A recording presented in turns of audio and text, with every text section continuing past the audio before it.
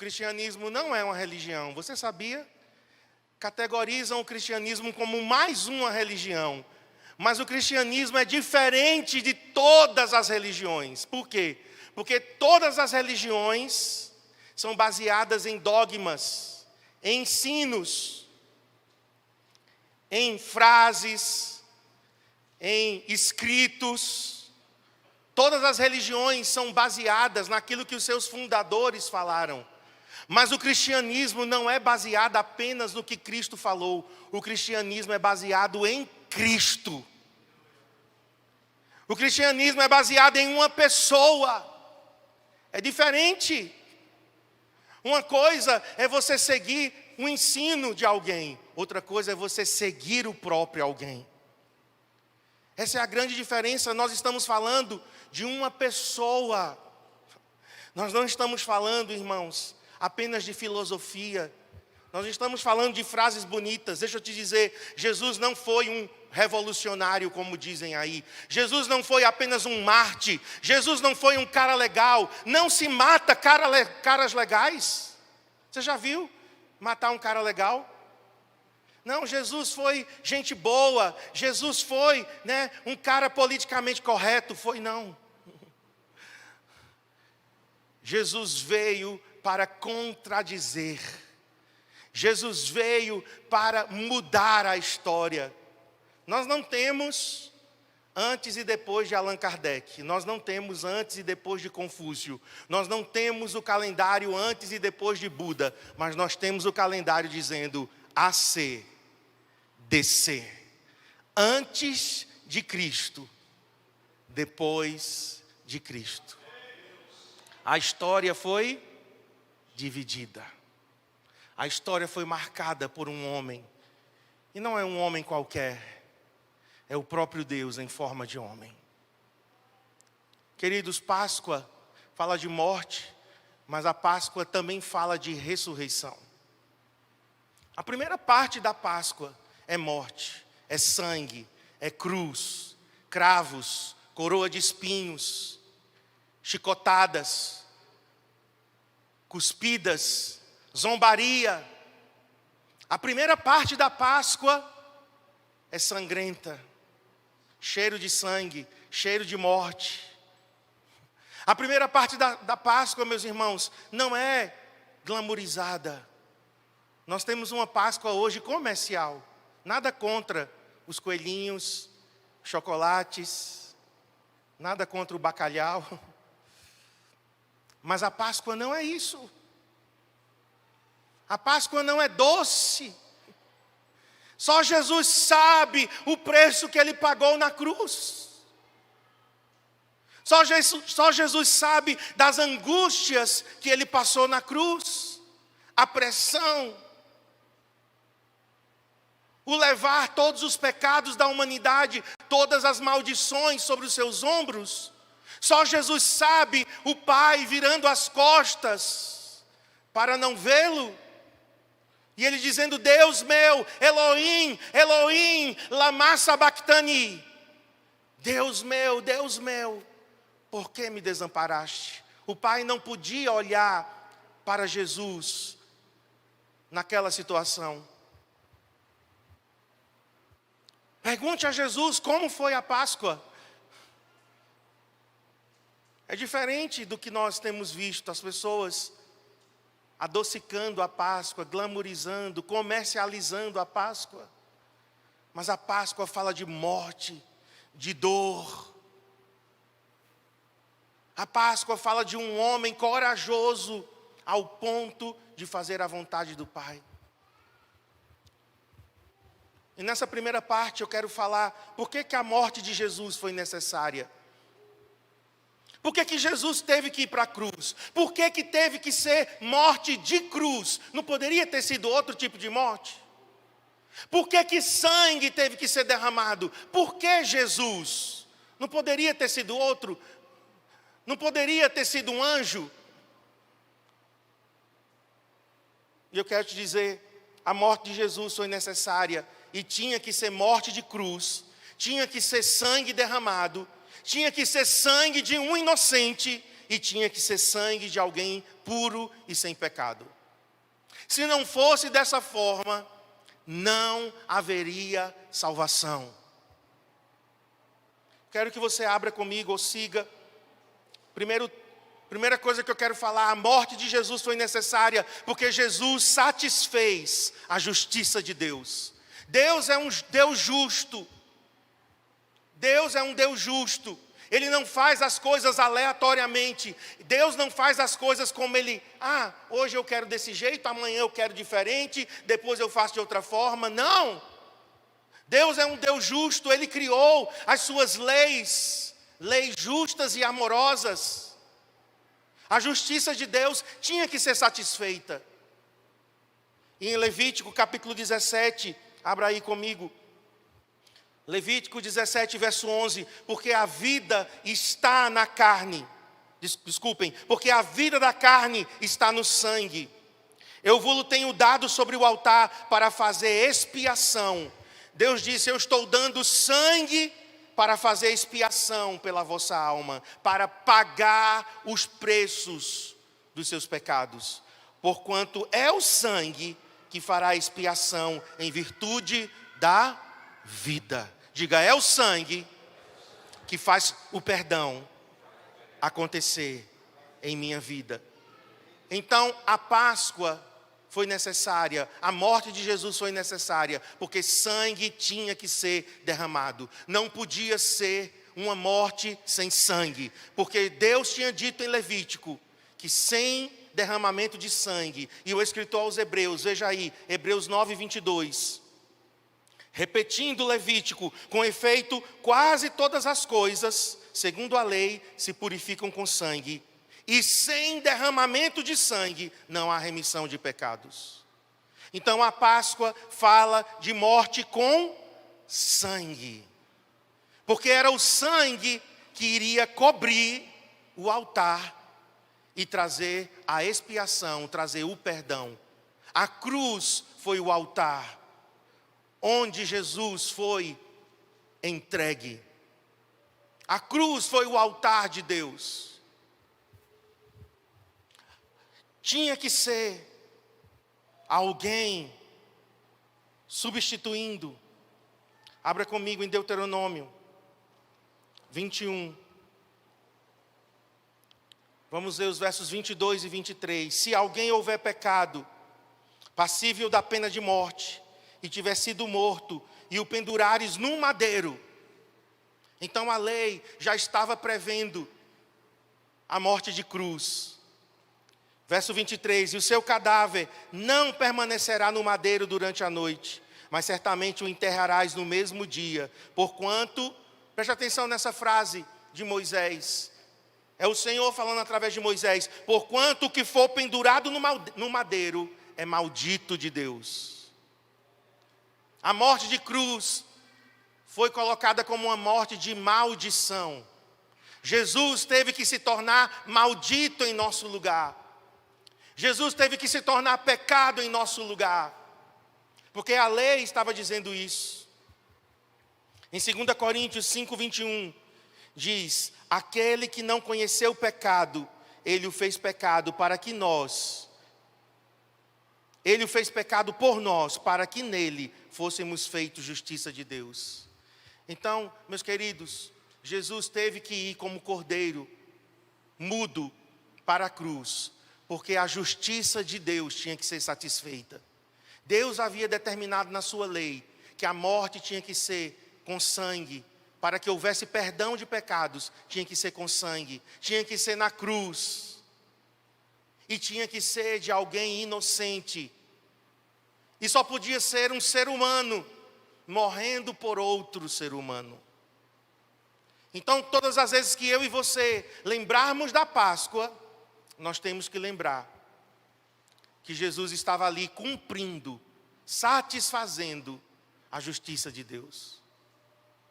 A morte de Jesus também significa comprar com um resgate, pagar com um resgate.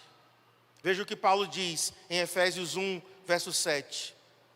A morte de Jesus, ela foi redentiva. Efésios 1:7, no qual temos a redenção pelo seu sangue, a remissão dos pecados, segundo a riqueza da sua graça. O que é redenção? Libertar pagando um resgate. Nós estávamos presos, nós estávamos vendidos como escravos ao pecado, e Jesus foi lá, pagou o preço com o seu sangue. A moeda de troca foi o sangue. Ele deu o sangue dele como moeda.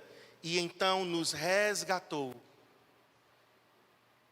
Jesus morreu para pagar o preço por nossa vida. E o preço que ele pagou foi o seu sangue. E a morte de Jesus, ela foi substitutiva. Veja comigo em Gálatas 3, verso 13. Cristo nos resgatou da maldição da lei, fazendo-se Ele próprio maldição em nosso lugar. Então, quem era para estar lá na cruz? Quem era para morrer? Quem era para ser punido e condenado pelos seus pecados? Eu e você. Nós éramos culpados diante de Deus. Mas Jesus então diz: não, Marcos, em vez de você morrer, eu vou morrer no seu lugar. Eu vou dar a minha vida em seu lugar. Porque você não pode pagar o preço pela sua própria vida. Porque você não é puro, você não é inocente. Você não é sem pecado. Eu vou te substituir na cruz. E Paulo disse que ele fez maldição em nosso lugar. E em 1 Coríntios 15:3, Paulo disse: antes de tudo, vos entreguei o que também recebi, que Cristo morreu pelos nossos pecados. Diga: Cristo morreu em meu lugar. Então, essa parte é apenas uma introdução, porque eu quero enfatizar a ressurreição, já que hoje é o domingo da ressurreição. Mas eu queria que você entendesse que a morte de Jesus tinha que ser na cruz, tinha que ser com sangue, tinha que ser Jesus, o Filho de Deus, porque Ele era o único sem pecado, inocente, puro, e Ele então tomou o nosso lugar e pagou o preço de resgate pela nossa vida. Então Jesus satisfez as exigências de Deus.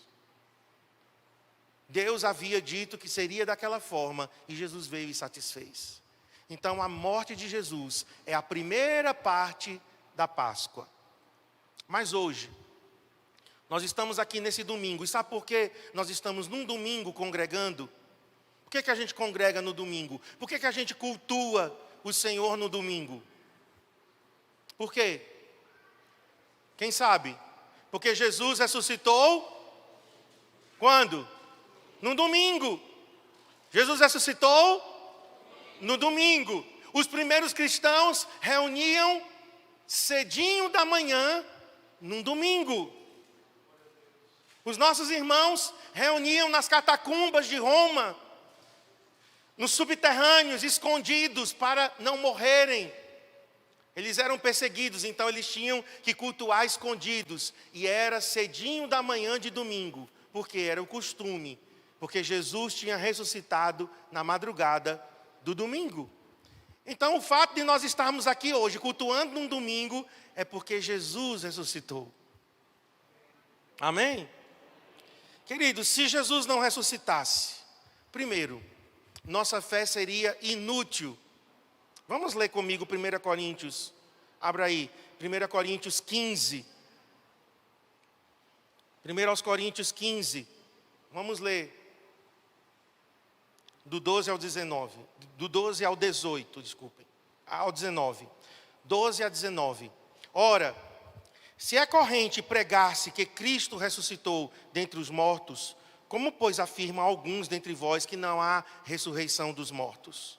Então, algumas pessoas naquela época estavam negando a ressurreição. E aí Paulo diz: e se não há ressurreição de mortos, então Cristo não ressuscitou. Se mortos não ressuscitam, Cristo não ressuscitou. Verso 14. E se Cristo não ressuscitou, é vã a nossa pregação e vã a nossa fé. Seria uma pregação inútil e seria uma fé inútil. E somos tidos por falsas testemunhas de Deus, porque temos asseverado contra Deus que Ele ressuscitou a Cristo, ao qual Ele não ressuscitou, se é certo que os mortos não ressuscitam. Porque se os mortos não ressuscitam, também Cristo não ressuscitou. E se Cristo não ressuscitou, é vã a vossa fé. E ainda permaneceis nos vossos pecados, e ainda mais, os que dormiram em Cristo perecem. E olha o 19, se a nossa esperança em Cristo se limita apenas a esta vida, somos os mais infelizes de todos os homens. Então, em primeiro lugar, por que a ressurreição foi necessária? Para que a nossa fé seja útil. Para que a nossa fé seja aplicada nesta ressurreição. Porque se Jesus não ressuscitou, irmãos, vamos embora e vamos acabar com tudo aqui. Porque não tem sentido estarmos cultuando um morto, um homem que não teve poder para sair da sepultura. Não tem sentido isso. Então Paulo está dizendo, olha, se Jesus não ressuscitou, a nossa fé é vã. Mas os argumentos que ele está usando é exatamente provando o contrário. De fato, Cristo ressuscitou dentre os mortos. Por isso, nós podemos ser crentes. Porque os crentes creem. Quantos aqui creem? Quantos aqui creem que Jesus ressuscitou dentre os mortos? Então, meus irmãos, a nossa fé é uma fé viva, porque está em uma pessoa viva. Eu sinto muito por quem coloca sua fé em Buda. Porque por aqueles que colocam sua fé em Maomé. Nesses que eu citei, em Allan Kardec, porque todos eles estão mortos. Todos eles estão mortos. Então é uma fé morta, que não produz, que não gera vida. A ressurreição, de fato, aconteceu. Os romanos, tentaram, de todo jeito, encobrir a ressurreição. Por quê? Porque o corpo não estava lá. E eles então conversaram entre si, e com os chefes lá dos judeus, para de todas as formas negar a ressurreição. Que roubaram o corpo. Mas os argumentos lá são tão frágeis. Porque um soldado romano, dormindo, no seu período de guarda, era passível de morte. Um soldado que dormiu e deixou uns fracos judeus rolarem uma pedra enorme, roubar um corpo, e eles não viram nada. É um argumento muito fraco. Aquilo tudo foi um complô apenas para encobrir a ressurreição. Mas a ressurreição, de fato, aconteceu. Por quê? Porque depois que ele ressuscitou, ele apareceu para Maria Madalena. Depois ele apareceu para os seus discípulos. Depois ele apareceu para uma multidão de 500 pessoas. E com 500 testemunhas, não tem como você negar que de fato aquilo aconteceu. Seria, uma catarse, que a gente chama, umas pessoas, 500 pessoas dizendo que viram um morto ressuscitando, seria tipo como é que eu chamo? Um delírio coletivo. Só se todos tivessem, fumado a maconha da braba, para dizer que 500 pessoas viram Jesus ressurreto dentre os mortos. 500 testemunhas. Você quer mais? Você precisa de mais? Não. Eu só precisava de uma, Maria Madalena, dizendo, eu vi ele no jardim. Amém? Segundo lugar, irmãos, por que a ressurreição para nós é importante? Porque se Jesus não ressuscitou, a gente também não vai ressuscitar no último dia. Ou seja, a morte para nós é o fim de tudo. Veja comigo, Romanos 8:11. Se habita em vós o Espírito, se habita, ou seja, uma vez que o Espírito habita, o Espírito daquele que ressuscitou a Jesus dentre os mortos, esse mesmo que ressuscitou a Cristo Jesus dentre os mortos, vivificará também o vosso corpo mortal por meio do seu Espírito que em vós habita. Paulo aqui está falando da ressurreição dos mortos em Cristo no último dia. Jesus ressuscitou, nós também. Se é que a gente vai estar morto até lá, né? Mas os que morreram, e no dia que Jesus voltar, esses mortos ressuscitarão. Por quê? Porque Jesus ressuscitou. Amém? Vamos de novo para 1 Coríntios 15. 1 Coríntios 15, 20. Mas de fato, aqui é a continuação, né, do pensamento de Paulo no capítulo 15. Mas de fato, Cristo ressuscitou dentre os mortos, sendo Ele as primícias. Primícias são os primeiros frutos dos que dormem.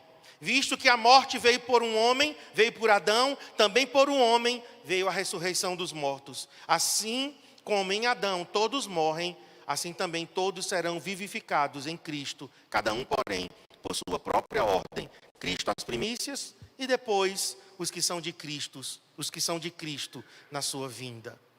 Então, porque Jesus ressuscitou dentre os mortos, eu tenho a garantia de que se eu morrer, eu ressuscitarei também no último dia. Os vivos serão transformados, mas os mortos serão ressuscitados. Amém? Sabe, irmãos, a nossa esperança não está só nessa vida. A nossa esperança está na eternidade.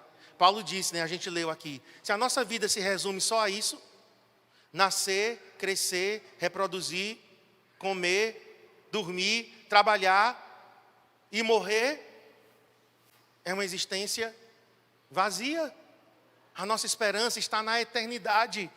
E só há eternidade porque Ele ressuscitou dentre os mortos. Querido, Jesus foi o único homem até agora que experimentou a morte, morreu, Ele nasceu, morreu, ressuscitou e continuou vivo e está vivo até hoje. O único. Você pode dizer, e Enoque e Elias? Porque eu sei que as pessoas já vão, né, pensando aí. E Enoque e Elias? Enoque e Elias, eles nasceram, mas eles não morreram. Eles foram trasladados, ou seja, eles foram levados direto para a presença de Deus e estão lá. Eles não passaram pela morte. Os outros que ressuscitaram, filho da viúva de Naim, Lázaro, quem mais ressuscitou? A filha de Jairo, quem mais ressuscitou? Dorcas, quem mais?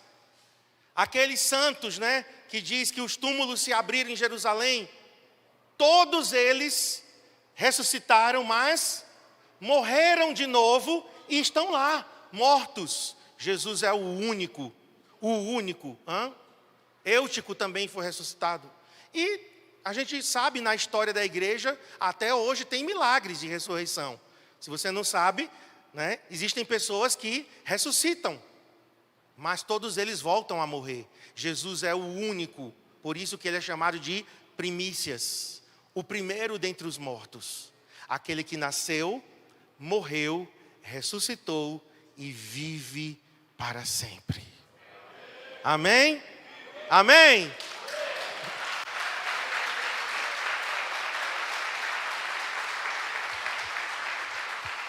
Outra coisa, Elias e Enoque não estão com corpos glorificados. Elias e Enoque estão em espírito. São os espíritos deles que estão diante de Deus. Enoque e Elias terão que ressuscitar também no último dia.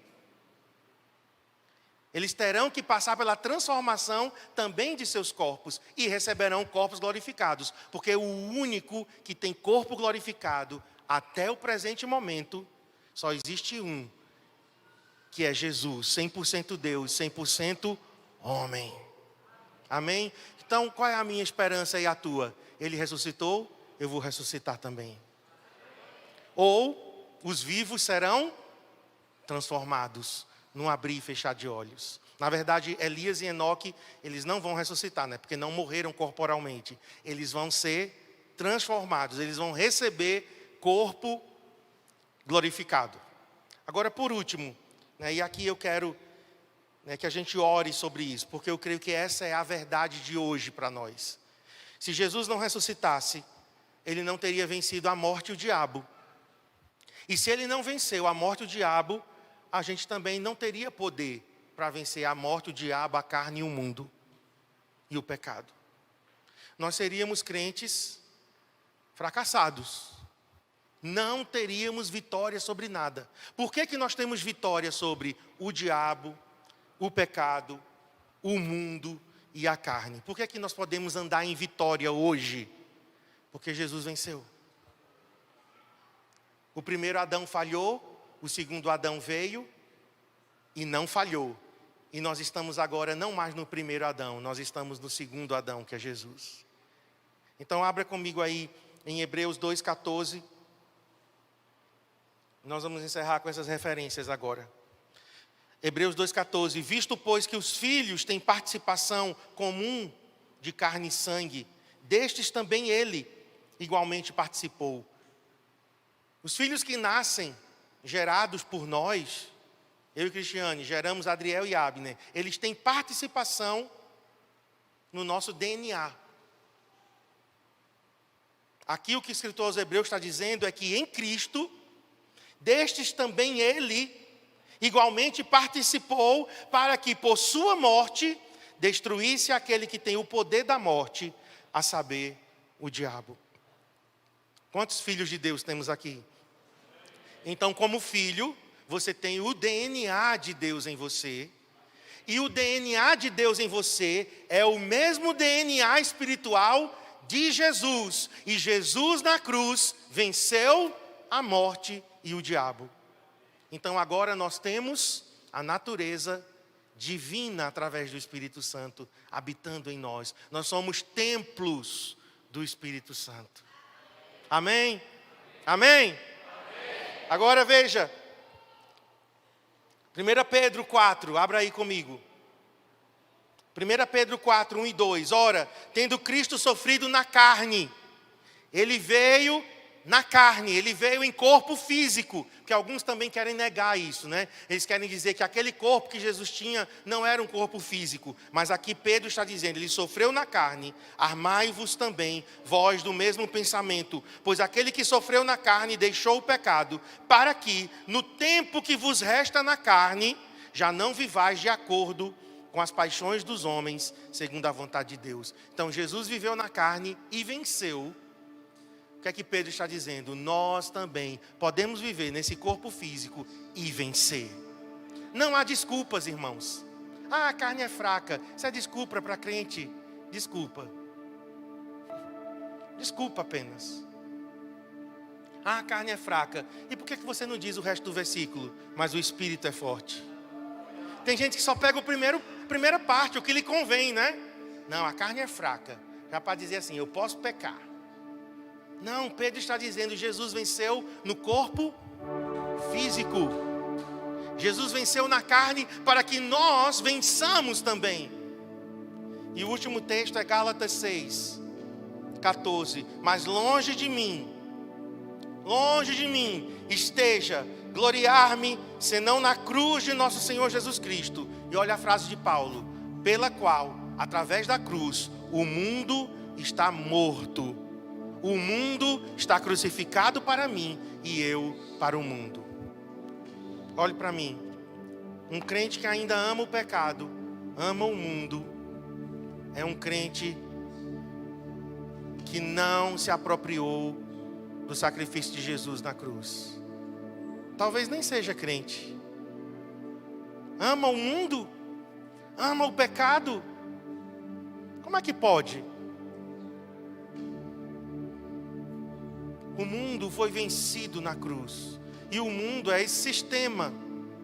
O mundo jaz no maligno. Esse sistema, a política, a economia, a artes, mídia, educação, tudo isso é o mundo que está contaminado. Contaminado, meus irmãos. Mas Jesus venceu o mundo.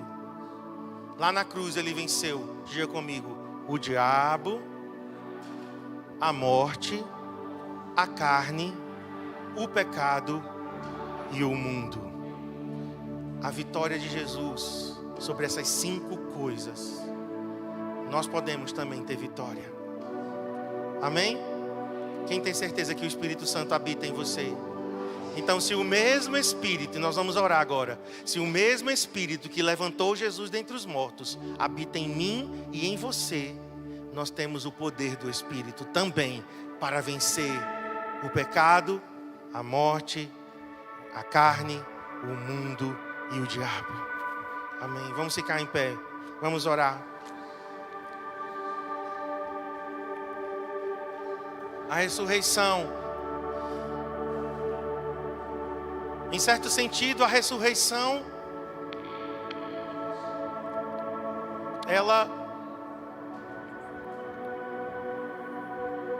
eu vou dizer, é mais importante do que a cruz. Me entendam bem, tá? Não é que a cruz não é importante. É porque se só tivesse a cruz e não tivesse a ressurreição, a fé seria incompleta. A ressurreição é o que torna a cruz poderosa em nossas vidas. A ressurreição é o que de fato traz a cruz de forma prática para mim e para você. Então a hora não é de focar em Jesus crucificado como se ele estivesse lá ainda. Por que nós não usamos crucifixos com Cristo, tá? Nós podemos usar a cruz, né? Mas a cruz sem ninguém. Um crente mesmo pode usar uma cruzinha, mas não com o Cristo crucificado. Por quê? Porque ele não está lá. Se você usa um crucifixo com Cristo crucificado, você está dizendo o quê? Ele continua lá. Se ele continua lá, ele está morto. Se ele está morto, minha fé é inútil. Nós temos a cruz aqui simbolizada, mas a cruz está vazia. O túmulo também está vazio. A cruz e o túmulo estão vazios, mas o trono está preenchido. Tem um homem no céu, assentado à direita do Pai, para sempre exaltado. Recebeu um nome sobre todo nome. Vamos terminar adorando o Senhor. Feche seus olhos. A gente vai terminar assim. A gente vai terminar exaltando Jesus, porque a cruz está vazia, o túmulo está vazio, mas o trono está com o nosso Senhor, sentado à direita do Pai, e agora intercedendo. O nosso advogado está lá, intercedendo por mim e por você. 100% homem, 100% Deus. Se você for lá agora, se a gente pudesse ir lá, nós veríamos os furos em suas mãos, nós veríamos os furos em seus pés, nós veríamos a sua lateral que foi furada, mas ele está agora com o corpo glorificado. Levante sua voz, vamos exaltar Jesus. Vamos terminar esse culto exaltando Jesus Cristo ressuscitado, ressurreto dentre os mortos, e para sempre recebeu um nome sobre todo nome, para que ao nome de Jesus todo joelho se dobre e toda língua confesse que Ele é Senhor, para a glória de Deus Pai.